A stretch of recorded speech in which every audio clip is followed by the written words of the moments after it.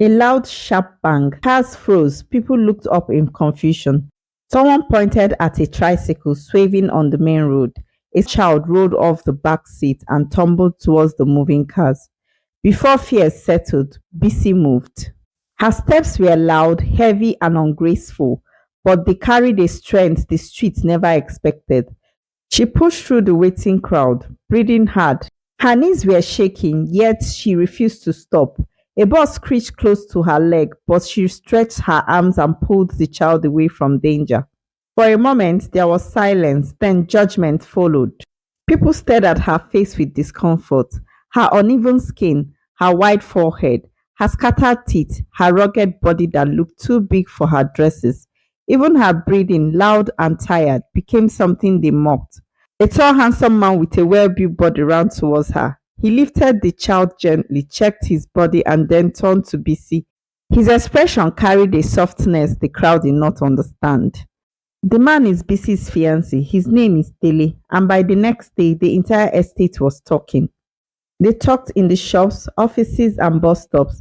They wondered why a man like Dele, admired everywhere he went, could choose a woman like Bisi. Every morning, Dele drove her to work, and every evening, he waited for her outside the gate. People watched this ritual and grew more confused. Their eyes followed Bisi when she walked by.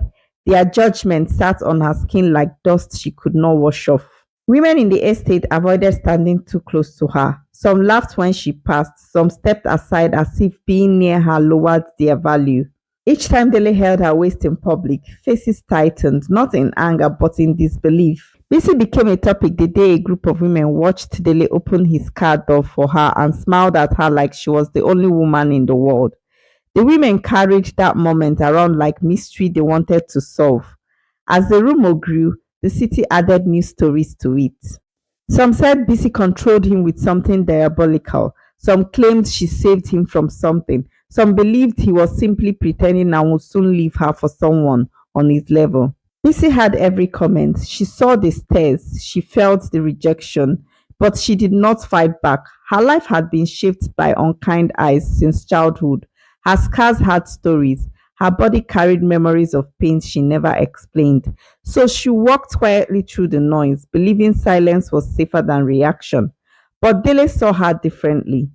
On weekends, he followed her to the disability center where she volunteered. There, she cleaned rooms, wiped children's faces, carried wheelchairs, fed those with bent limbs. She spread kindness all over without complaints. She gave her salary to widows in her area, buying food for them, quietly placing bags at their doorsteps without waiting for thanks. Even strangers respected her without knowing her name. Dele watched her life like this and held on to her more tightly. But still, the world questioned his choice. His friends teased him when they thought she didn't hear. They invited Dele to clubs, hoping he would choose someone else. They dragged him to restaurants and pointed out finer women, but he smiled and stayed quiet. The pressure did not stop. Everywhere they went together, eyes judged Bisi, weddings, supermarket, church gatherings, family events. People stayed longer than necessary, waiting for Dele to change his mind. Even Bisi began to fear that the world was right. She wondered if she was holding a man who would someday wake up and realize she was not enough. Then the company event came. It was a ground evening held in a large hall filled with light and expensive perfume. People dressed in sharp clothes, men carried themselves with confidence. Women walked like peacocks, colorful and proud. And in the middle of it all was Bisi trying to blend into the world built for perfect faces. Some guests looked at her and froze. Some exchanged glances and ignored her completely. Bisi felt their eyes was burning through her dress, but she held onto Dele's arm, refusing to shrink into herself. Then it happened. A man sitting two tables away suddenly dropped his glass and fell to the floor. His body shook violently. People stood up in fear. Some covered their mouths, others backed away. Panic spread quickly across the hall. The guests shouted for help, but no one moved close to the man. No one wanted to touch him. No one knew what to do. But Bisi stepped forward. She pushed through the crowd, knelt beside the man, and turned him gently. Her hands moved with a peace that came from experience. She checked his breathing, she supported his head, she loosened his shirt, she signaled for guards to clear space around him. Her movements were calm and sure, not rushed or frightened. The hall watched her in silence. The fear in the room slowly faded. The man's breathing steadied as she stayed by him until the ambulance arrived. Everything changed that night. People began to ask how she knew so much, why her hands did not shake, why she looked more confident than the trained workers around her. The trust spread slowly. Years ago, Bisi had survived a terrible accident that left her face scarred and her body changed forever. She spent months in the hospital learning to walk again. She stayed among patients who cried every night. She helped nurses when they were overwhelmed. She comforted people who had lost more than she had. And during one of those days in the hospital, she met Dele. He was not strong then. He was not admired. His body was weak and his spirit was empty.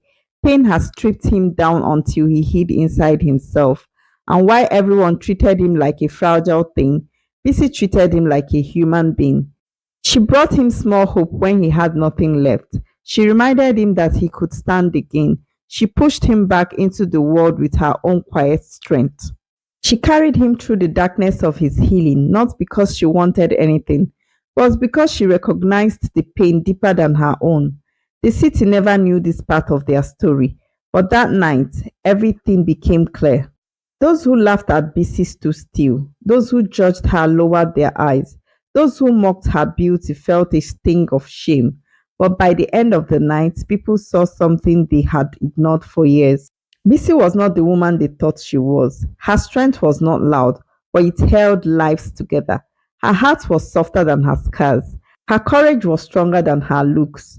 And Dele was not the handsome man who settled for less. He was the man who recognized a rare kind of beauty long before the world opened its eyes. He held her hands openly not because he pitied her, but because he found a kind of peace no one else had ever given him. And in the days that followed, the city learned the truth.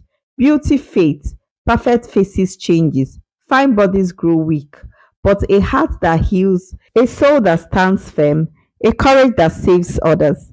Those are the things that make a person unforgettable.